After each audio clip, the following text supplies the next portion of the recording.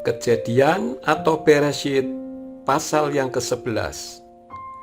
Adapun seluruh bumi itu satu bahasanya dan satu logatnya. Dan terjadilah dalam perjalanan mereka dari timur, dan mereka menemukan lembah di tanah Sinear, maka menetaplah mereka di sana.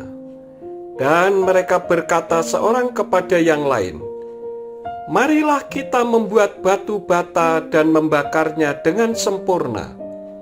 Dan bagi mereka, batu bata itu sebagai batunya, dan aspal itu sebagai perekatnya.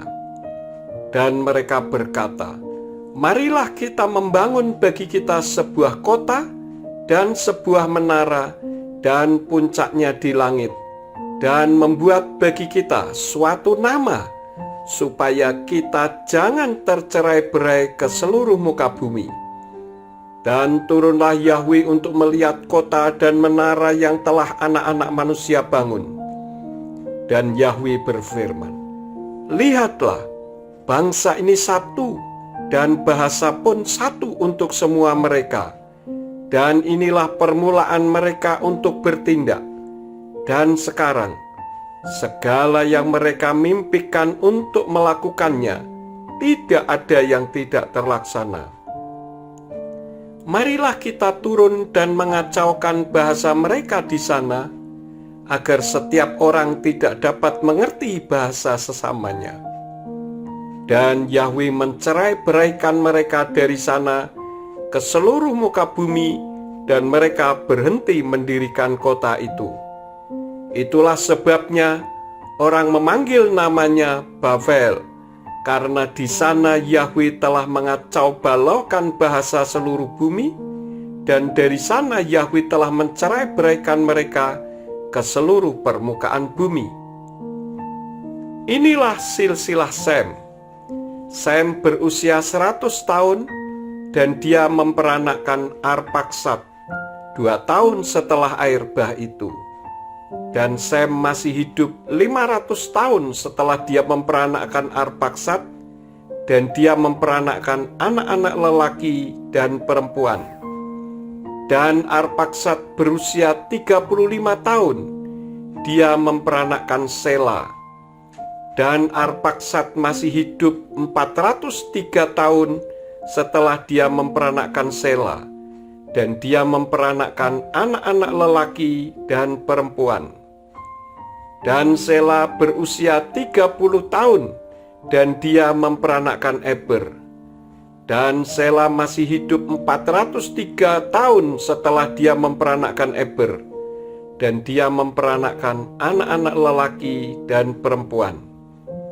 Dan Eber berusia 34 tahun, dan dia memperanakkan Peleg. Dan Eber masih hidup 430 tahun setelah dia memperanakkan Peleg, dan dia memperanakkan anak-anak lelaki dan perempuan. Dan Peleg berusia 30 tahun, dan dia memperanakkan Rehu. Dan Peleg masih hidup 209 tahun setelah dia memperanakkan Rehu, dan dia memperanakkan anak-anak lelaki dan perempuan. Dan Rehu berusia 32 tahun, dan dia memperanakkan Serug. Dan Rehu masih hidup 207 tahun setelah dia memperanakkan Serug, dan dia memperanakkan anak-anak lelaki dan perempuan. Dan Serug berusia 30 tahun, dan dia memperanakkan Nahor. Dan Serug masih hidup 200 tahun setelah dia memperanakkan Nahor, dan dia memperanakkan anak-anak lelaki dan perempuan. Dan Nahor berusia 29 tahun, dan dia memperanakkan Terah. Dan Nahor masih hidup 119 tahun setelah dia memperanakkan Terah, dan dia memperanakkan anak-anak lelaki dan perempuan. Dan Terah berusia 70 tahun, dan dia memperanakkan Avram, Nahor, dan Haran. Dan inilah silsilah Terah. Terah memperanakkan Avram, Nahor, dan Haran. Dan Haran memperanakkan Lot. Dan matilah Haran di hadapan Terah ayahnya di negeri kelahirannya di Ur Kasdim. Dan Afram dan Nahor telah mengambil istri bagi diri mereka. Nama istri Afram ialah Sarai, dan nama istri Nahor ialah Milka, anak perempuan Haran, ayah Milka dan ayah Yiska. Dan Sarai itu mandul, ia tidak mempunyai anak. Dan Terah membawa Afram anaknya dan Lot cucunya, yakni anak Haran, dan Sarai menantunya, istri Afram anaknya.